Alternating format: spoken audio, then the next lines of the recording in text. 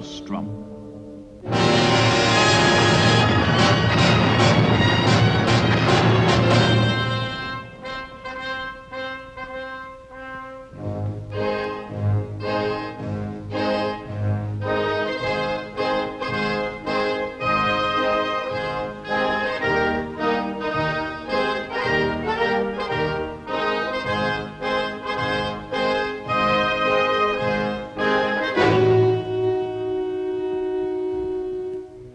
That held the dagger has struck it into the back of its neighbor.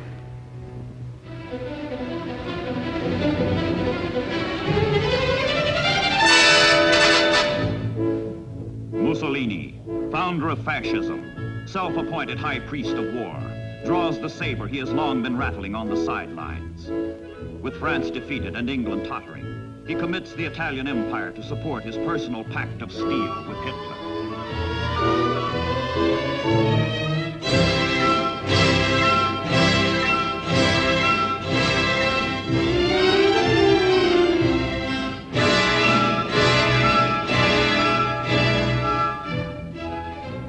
It is October 28, 1940. Covetous of personal glory, jealous of his military prestige, Mussolini launches his legions into Greece on a campaign of conquest whose outcome seems certain. But the Italian armies ordered to Athens are ill-equipped, poorly trained. These men go into battle unaware their own commanders believe that for them, war is suicide.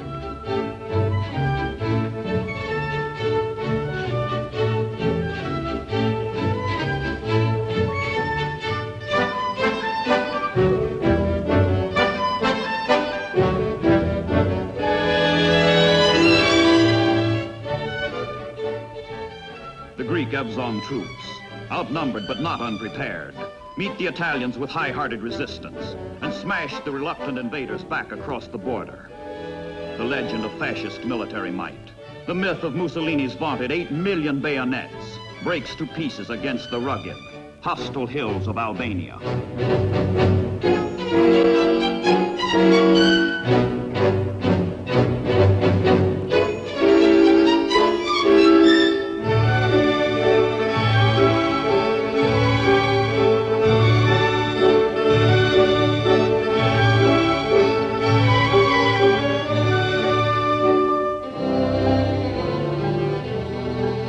England has guaranteed Greek independence.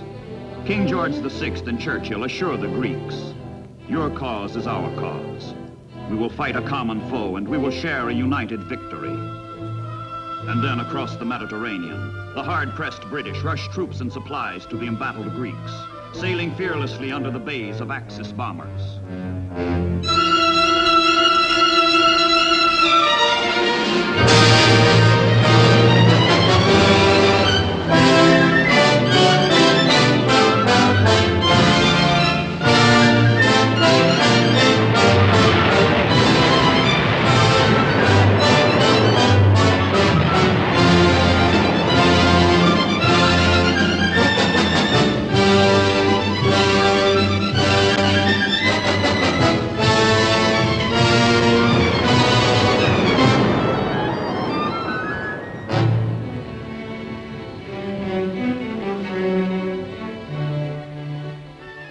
Into the harbors of Greece, under Admiral Cunningham, Commander-in-Chief, Mediterranean, the overtaxed Royal Navy brings in 50,000 British and New Zealand troops, hastily diverted from North Africa, where the Axis has already lighted the fires of war.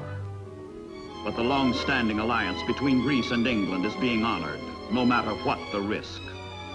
Here democracy was born. Here blossomed the first flowers of Western civilization. And here, once more, man must fight for his freedom.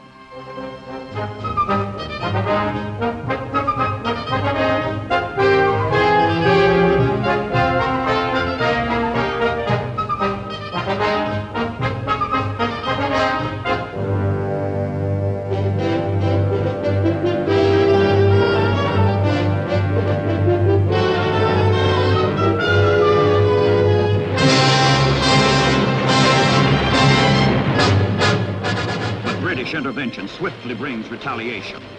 Down from the north surge German hordes in overpowering strength. Down they come to the rescue of their bungling Italian allies. Down through the Balkan valleys, the German Wehrmacht storms into Greece in blitz tempo, crushing everything which stands in its way.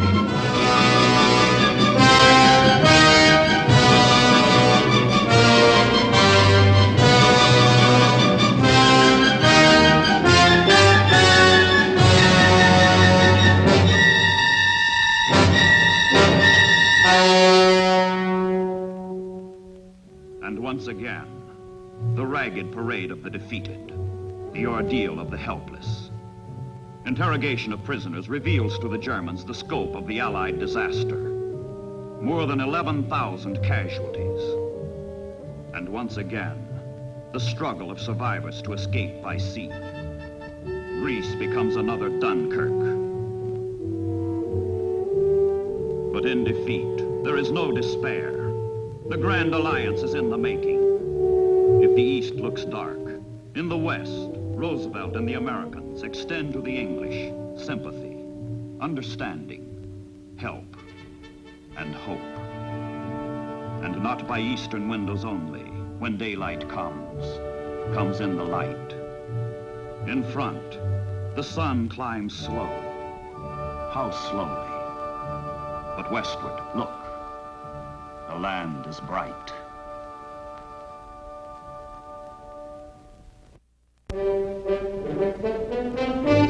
But for a time yet, the Germans will continue to plot and push and plunder. With Greece secure, the Axis seeks full control of the Mediterranean, North Africa, and the all-important Suez Canal. Through unnumbered centuries, Carthage, destroyed by Rome, has silently observed other legions, other men struggle for domination of North Africa. Now, once again, the course of Western society is being determined by what transpires on these dreary wastes, these trackless sands.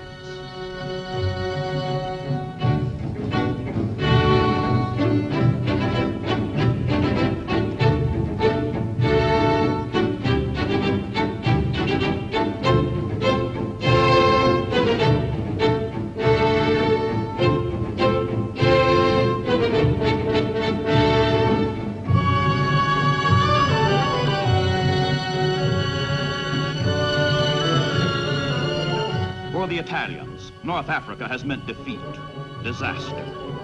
They have vainly challenged the outnumbered British. So the Germans send in their troops to salvage this vital campaign.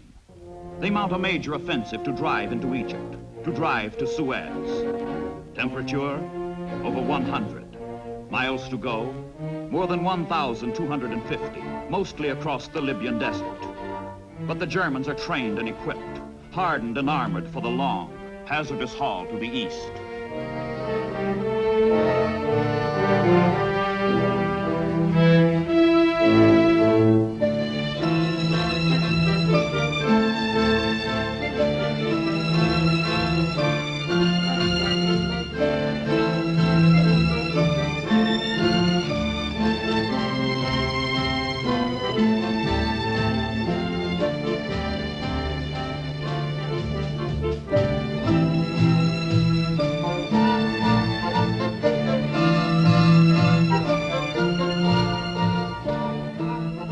For 18 months, the tide of battle flows back and forth across the rim of North Africa.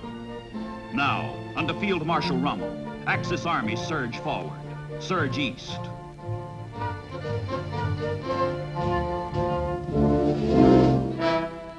For the Germans, Rommel is their hero in the sun, their desert fox.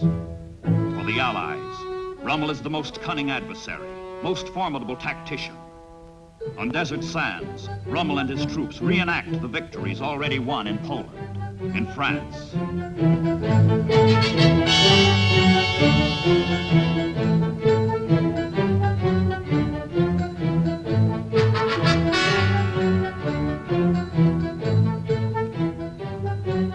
Summer, 1942. Blitzkrieg in the desert. The invincible Africa Corps plunges into Egypt in victorious pursuit of the retreating British. In one 17-day spurt, Rommel's jabbing, stabbing armor comes 350 miles closer to Alexandria, closer to Suez. And while the panzers advance, Other Allied fronts are also cracking. The Russians fall back. And with the United States now in the war, Axis submarines are pillaging Anglo-American lifelines in the Atlantic.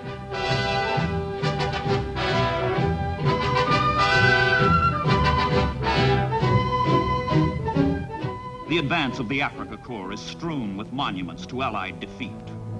Even Tobruk, most stubborn of desert bastions, falls before the Axis. Tobruk, gone with all its equipment, all its precious supplies. And with it go 30,000 Allied prisoners of war.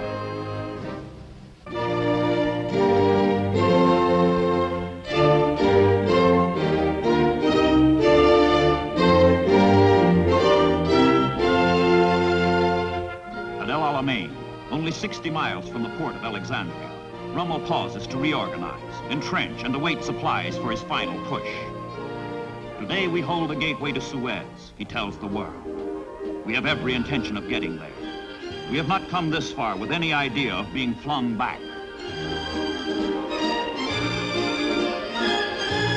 Meanwhile, Hitler's other armies, having overrun all Europe, swamp Russia, and bend south through the Caucasus toward the Middle East, toward Suez. German conquest of Suez in the Middle East would mean loss of oil, and might well mean loss of World War II for the Allies. The Germans consider subjugation of the Eastern Mediterranean more deadly to the British Commonwealth of Nations than the capture of London itself. Suez is on the spot.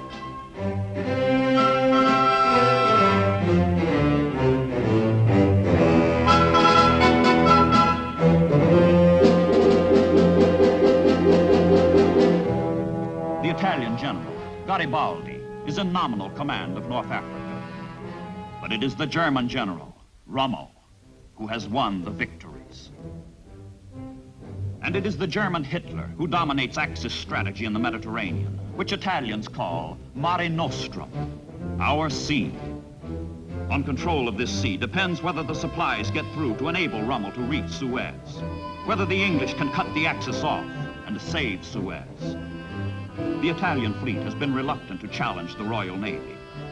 Hitler now demands that Mussolini's navy liquidate His Majesty's navy and clean up the Mediterranean once and for all.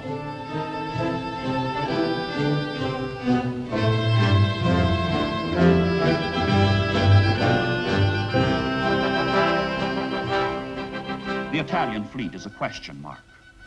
Its morale, low. Its leadership, uncertain. It has no aircraft carriers, no radar. Protection has been sacrificed for speed, and the sailors themselves call it the cardboard fleet. But the Italian Navy is swift and skilled in maneuver, excellent in gunnery, communications, and torpedo tactics.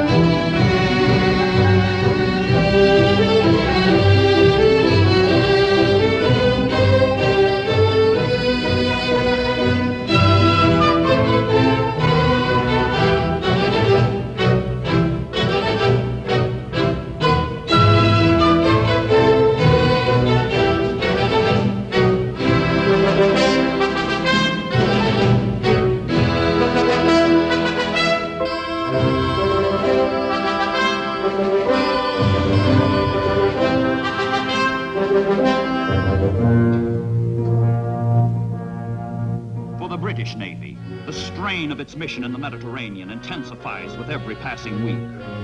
The 1,800-mile waterway it guards from Gibraltar to Suez is sown with hardship, death, and impending disaster. Not only must the harassed warships support the Allied forces in North Africa, but they must also stop the flow of supplies to Rommel's encroaching panzer divisions.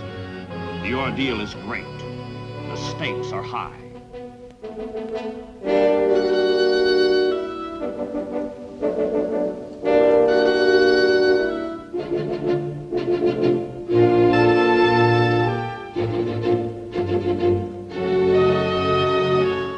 The Royal Navy lights up all all boilers to meet the challenge of the Italian fleet.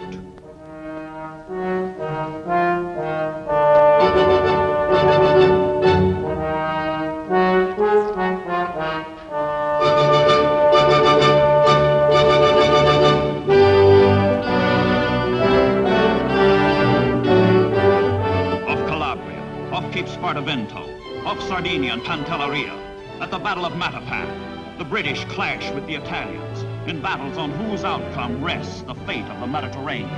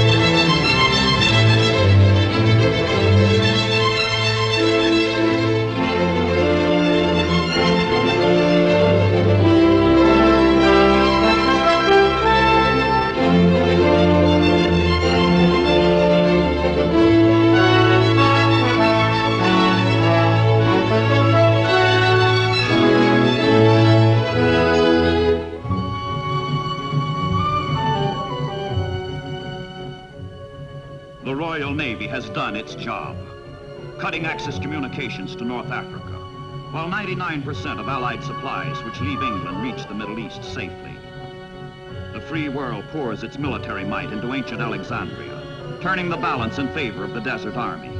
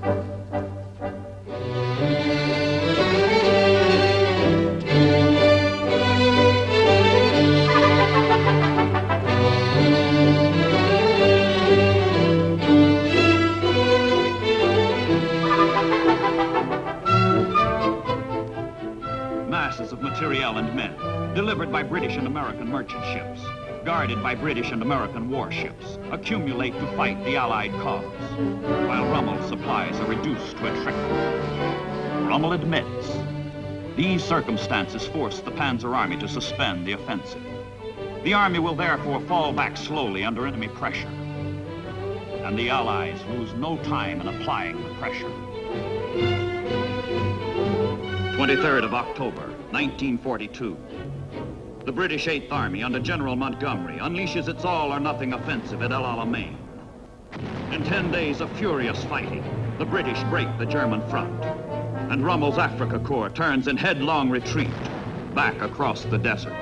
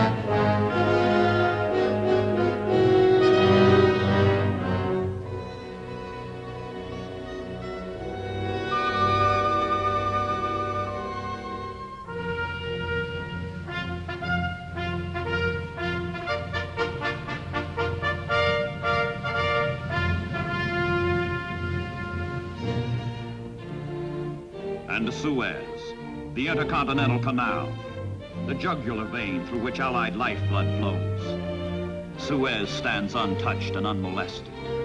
The British and American ships come through. The ships that saved the Mediterranean.